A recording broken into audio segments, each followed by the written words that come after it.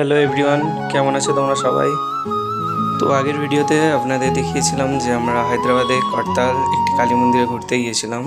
আমি আপনাদের সামনে মন্দিরটা পুরোপুরি তুলে ধরার চেষ্টা করব আমার এই ভিডিওর মাধ্যমে। তো চলুন শুরু করা যাক।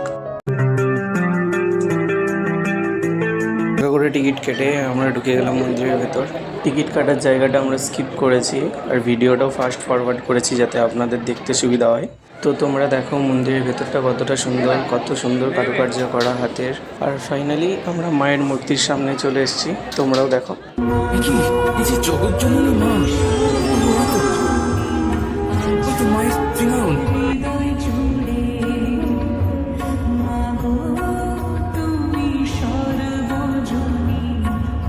মায়ের দর্শন করার পর আমরা অনেকক্ষণ ধরে মন্দিরের ভেতর ঘোরাঘুরি করছিলাম, কারণ মন্দিরের ভেতরে এত সুন্দর কারুকার্য করা ছিল যে চোখ ফেরানো যাচ্ছিল না।